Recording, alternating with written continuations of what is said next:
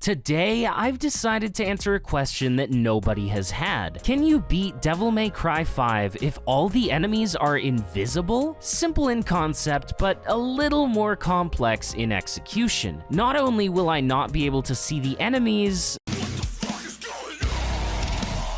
but neither will the game. I'll be going in completely blind with no lock-on whatsoever. To clarify, usually when you press the lock-on button, it will snap to an enemy. In addition, even without the button, the game has a soft lock-on for moves like shooting the gun. The character will typically aim at the nearest enemy the second you press the shoot button. But for this run, all of that is disabled. And of course, I chose to do this on the hardest difficulty in the game, Dante Must Die. There will probably be a lot of jokes about, oh man, Nero fighting his schizophrenia type beats. As somebody who worked in a hospital for 45 years as a janitor, I would request to refrain from those types of jokes as much as possible. They can be quite insensitive. One of the most important things you'll notice is sound. I can use kind of echolocation. However, there's a caveat to this, is if I was playing, by myself, it would be a lot easier if I had all of the sounds off, except for like enemy sounds, right? Like music off, voices off. Because I'm on stream, that would be really boring. We're also gonna watch this, because that's pretty fun. That would be so awkward to watch and listen to. Exactly. Shoutouts to McSpankies also. There is another quirk of the mod that I would like to address. Now, you notice what's wrong here? You guys seen what's wrong here? Oh, I'm slowed. Where's the time slow bubble? Basically, enemy projectiles and everything of the sort is also invisible. Any projectile, invisible. Enemies don't even have spawning animations. I mean, they have the spawning animation, but we can't see it. Are Shadow and Griffin visible for V, and are they invisible in Mission 8? I did not know he was there. Your Honor, I did not expect that. All right, let's see how Punchline works. Yeah, good, yep. Oh. Yep. All right, cool. Punchline is useless. Not even fresh save. Where is the hard about that? Where is the hard? The hard about that is when... The challenge is I can't see my brother in Sparta. The challenge is I'm dead, bro. That's the craziest parry I've never seen. Huh? Why are the enemies cosplaying as your dad? All right, that was kind of funny. All right, I got to admit, that was kind of funny. Before even clearing Mission 2, my chat insisted that we make the run harder. It's been a running theme in my streams that if you donate, you can add additional restrictions to whatever challenge run I'm doing, provided the dollar amount matches the absurdity of the request. And of course, you guys come up with some pretty twisted ideas. Are $20 enough for one table hopper / royal block permission? Yeah, I'll do that. Oh, you know where all the hatchlings were. Remember that you can use shuffle and jump to make the challenge easier. Okay, one table hopper / royal block permission. Starting now. And just like that, every mission that I wasn't playing as V, I had to make sure to either perfect dodge or perfect block an attack that I couldn't see. Things just keep getting better. Wait, I got this. Okay. I did it! Oh no, I've lost him. Oh, I've lost him. Oh, wait. No! The difficulty is Dante must die, not Nero must die. This should be easy for you. Yeah, you know, you've got a point there. I didn't realize that, but now that I know that, I'm never dying again. Okay, they're both right there. He is approaching. I'm so scared. I'm so scared right now. He devil trigger. You see why Tomboy is the GOAT though? Big fat ignorant slashes in the direction you want. Exactly. I love ignorance. As an American, I love ignorance. My bad. Ugh. I'm so scared. Oh, is he... What is he doing? Okay, now he's jumping? No. Now he's jumping, okay. Do we see the pillar? That's pretty good. Oh, you can see like the black waves of the vortex. Okay. All right. Okay.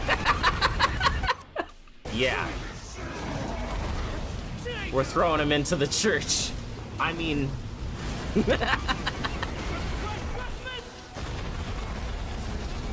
Amazing. Is Virgil Italian?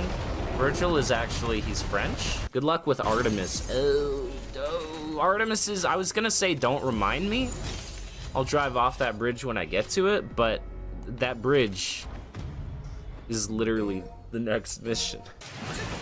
I did it! I did it. I heard the noise, you saw it, the elevation messed me up. Go back and check the footage though. That was a table hopper. That was a table slide. You heard the sound, okay? All right, we gonna table hopper this mofo. Okay, maybe this enemy was a bad idea to table hopper. Wait, that's not a checkpoint. I thought it was a checkpoint, mate. There we go. It's done. Artemis is the boss of Mission 3, and she typically flies all around the arena. Towards the end of the battle, she begins directly flying at Nero, and with good timing, you can actually grab her out of this attack. A difficult ask when you can see the boss, so with no vision, it's really not feasible at all. And yet... Yes! Oh! Would you look at that?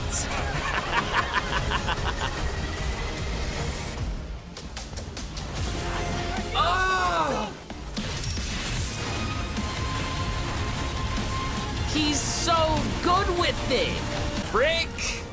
She always. It's her boobs, man. She's got like female empowerment on her side or something.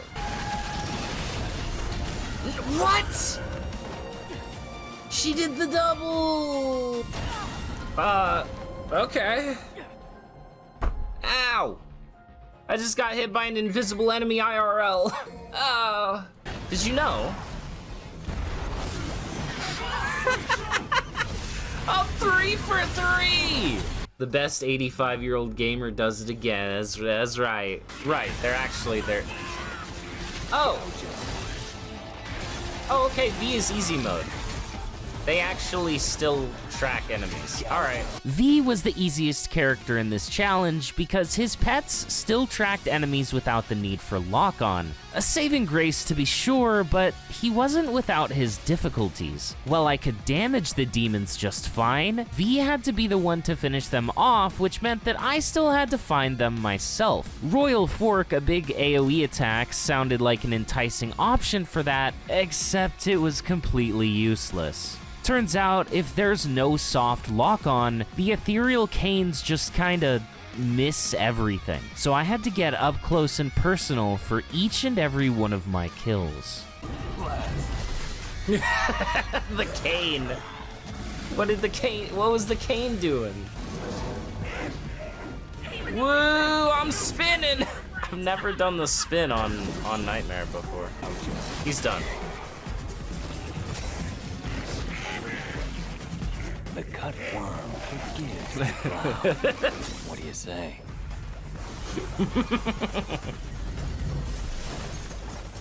Was I serious at the start of the stream? Yeah. I mean, the 45 years that I worked at a hospital as a janitor, yeah, I learned a lot about, you know, patient intake and all of that sort of thing, so. But that's nothing compared to the 60 years that I actually worked in a shipyard, much like this. Let me tell you, you see like these pallets, these just boards being stacked up? I mean, they're being really generous here. back in my day, we would play a game. We built the Eiffel Tower out of these pallets, man. It was something to behold. Right. He's right. Well, this is a little awkward. I got a question. Is anyone here a fan of wrestling? I'm very much not a wrestling kind of guy.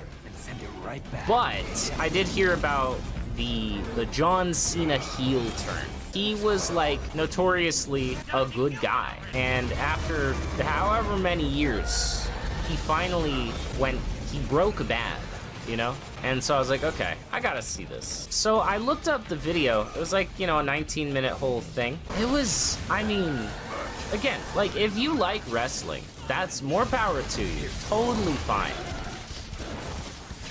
But for me personally, it was just the most bizarre thing I think I have ever witnessed. It was like, you know, all of these buff dudes like acting, but like they weren't. It was like very cheesy acting. I don't want to say they were bad actors, but the acting was very cheesy.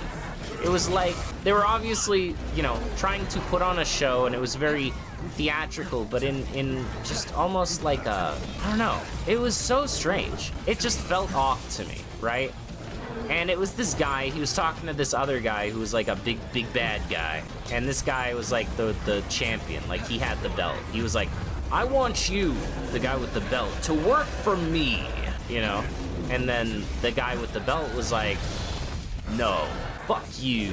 And it was like, oh, damn. Okay, he's telling him off. And then John Cena was there, and the guy with the belt was like expecting, you know, John Cena to back him up because John Cena's also a good guy, so he's not gonna, you know, work for this scumbag. But then John Cena he breaks bad, and he's like, nah, and he like beats the guy with the belt up and takes the belt and gives it to the other guy. But then also like Travis Scott was there, and he was just kind of standing in the corner of the arena. Like, I don't know what he was doing there, but Travis Scott was there. He was like, I don't know, he like struck some gang symbols at some point, I think. It was very confusing. Just the whole thing felt so insanely foreign to me. I was like, and there are people that think this is normal, which is, again, totally fine. More power to you. But to me, I was stepping in a whole different world, you know? A world that I was not prepared for. Oh, I'm dead. I'm dead. Yep, I'm dead. I can't do anything about this. What? What? How? Sir, how are we alive right now? How is anything real? Oh boy, there he is. There he is. This is the weirdest fight. Mission 6 challenging, it's true. Found the G spot, that's what I'm looking for, the Gilgamesh spot, you know? I need to blow his back out, but I can't even get on it. Where is he? Are you kidding me right now? There we go, there's the obligatory table hopper for the mission, and done. Oh, man. You joined an hour later and he's still at Gilgamesh. Well, I was. There it is. Oh! What? My brother in Sparta, what is that sound? Pause the game! What is going on? At this point, I encountered a terrible glitch. The Angelos would make this horrible sound and nothing seemed to fix or stop it. For the sake of everyone's ears, I turned off all the game sounds and basically face tanked everything until I won. But hey, I didn't see anything if you didn't. I did the same for every other Angelo encounter in the game because the glitch persisted throughout and there really wasn't much I could do about it otherwise. There it is. There's the table hopper. That was you know, V doesn't get enough credit for always falling over during the game. That was a pretty agile dodge that he did just then. I forgot that V is like hard. Not in like the sexual way. I mean, probably. Yeah, no. He's... Oh yeah. Oh yeah.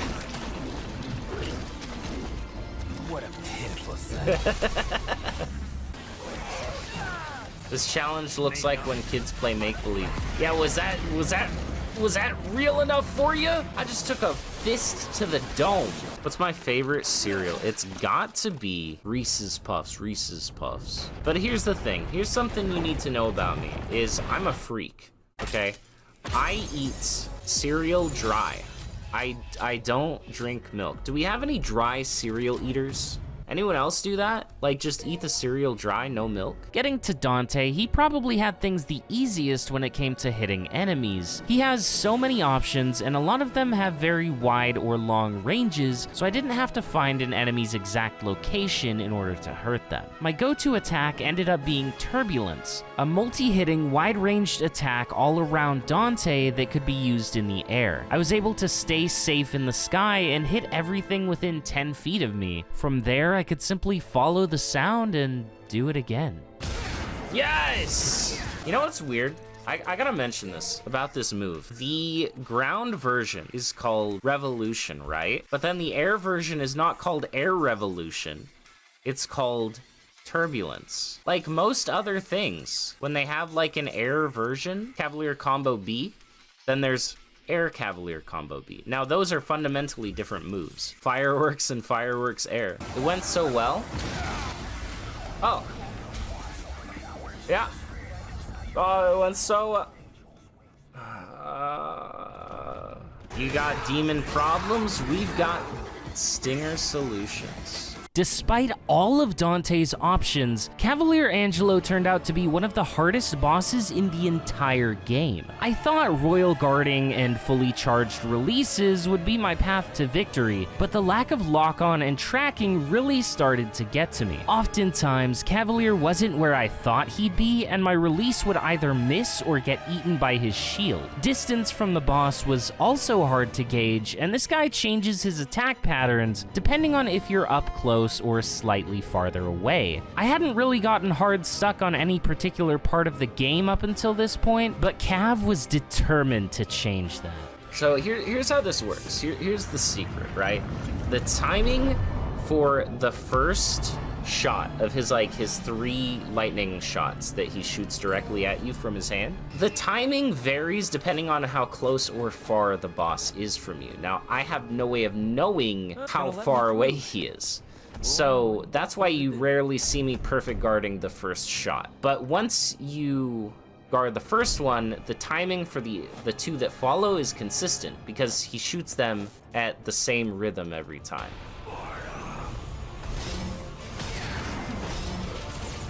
And I still mess it up sometimes. Ultimately, I had to adapt my strategy to the hand I was being dealt. Rather than try to royal guard all of Cavalier's melee swings, I opted to run away. And just for the record, that doesn't make me a coward. Does make you a little bitch, though. I was able to consistently guard his 2 ranged attacks, which were a series of 3 ki blasts or 3 lightning strikes from heaven. If the electric Angelo slowly walked towards me, I could wind up guarding several sets of projectiles before having to run away again. His other option for closing the distance was a 3-swing combo that starts with him teleporting directly to you. Since this was the only other attack I had to deal with, I figured out the timing to guard the strikes if I was feeling risky, or I could simply jump and dodge out of the way to stay safe. Since perfect guards build your meter that translates into tons of damage, and each guard also grants a chunk of Devil Trigger, I was not only able to heal up, but also output quite a bit of damage when I got the chance.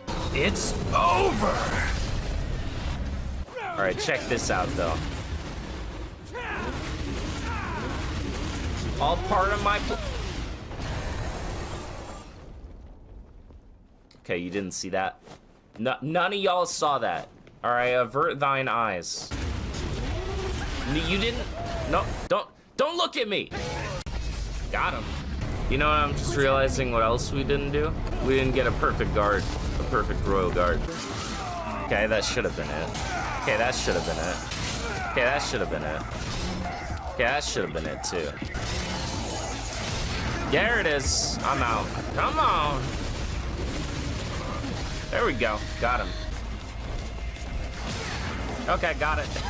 Hey, shoutouts to the smartest dumbass, though, by the way. So remember when I talked about V and mentioned that his pets could still target enemies? That was true for everything in the game except for Artemis. None of my pet's attacks would track her whatsoever, and she is a flying enemy, so if I ever needed the tracking anywhere, it was here. I ended up just kind of face tanking everything until she died because it was so unreasonable trying to damage her as V with no form of lock-on whatsoever. For context, out of the 3 bosses V fights in Missions 14, Artemis has the lowest health by far, yet she took me the longest to kill by a mile. Got it. I'm out of here. What? Oh no. Oh no. Y'all hear that? My ears are killing me. There we go. I beseech you, die. I progressed through the next 2 missions smoothly, but the bugs came back with mission 17. It's just a boss fight against the final encounter with Urizen, and it was going very well until he entered phase 2. He will always throw out a big time bubble at the start of that phase, and it kinda crashed the game every single time. After numerous attempts at trying to brute force my way through, skip the phase, or try using a different version of the mod, nothing really worked. So we kinda just had to skip him. Mission 18 is no joke when you can see the enemy, so everyone was expecting this to be a doozy, myself included. The pets by themselves didn't stand a chance, but when I had to fight the 3 of them together, I had to employ some unique tactics. You can stand in a corner by the entrance to the fight and point the camera at the wall in order to pacify the enemies. I used this to taunt and gain a bunch of Devil Trigger, which allowed me to tank hits and heal back up. It wasn't 100% consistent, sometimes Shadow would come over and give me a wallop, but it kept them at bay enough to still be viable. In addition, there are 3 pillars strewn about the arena that basically each act as a full heal when destroyed. I blew through all of those as well. But with those tactics in play, Nightmare was more like a bit of a mildly disappointing dream instead. Except for the part where he just wouldn't die no matter how much damage I dealt to him. So we technically won, but I had to quit back to the menu. Mission 19's Virgil was also kinda broken, at least in the version of the mod that I was using. It has since been fixed, but when I did it on stream, he was kinda way too passive, like he really didn't ever attack. So Red Hot Knight took care of him, and then I got to fight the real test of skill. Normally, Mission 20's Virgil is easier, but as I've learned throughout this run, Dante has a lot of area of effect options, while Nero doesn't. And that's kinda what I needed here. Everything was going well enough until Virgil brought out the doppelganger, which he does pretty early into the fight. It became so hectic because when the doppelganger comes out, you gain control of the camera. It's not locked to the boss's direction anymore, which means I didn't know where Virgil was and I didn't know where the doppelganger was. They were relentless and they would not stop kicking my ass. I mean, I did this fight blindfolded, but I had lock-on to help me. Without lock-on, this fight is a whole different beast. Virgil has very small windows to punish him to begin with, and when you add on to that the fact that I couldn't quickly dispatch the doppelganger, those openings were practically non-existent because the doppel was always covering his butt. It was definitely an uphill battle, but finally, I got him. And while there were some hiccups along the way, that's Devil May Cry 5 with every enemy being invisible. So, is it possible to beat the game without seeing a single enemy and having 0 access to lock-on? Yeah, but I wouldn't recommend doing it on Dante Must Die difficulty. The novelty was very fun, but in some of the more difficult fights, that novelty started to wear off a little bit. Either way, this was a ton of fun to stream for everybody, and shoutouts to Che, who made the mod. At the time of posting, I don't believe it's public yet, but as soon as it becomes public, I will update the description to have a link to it. Take care, everybody. Thank you so much for watching, and I'll see you in the next one. Sayonara.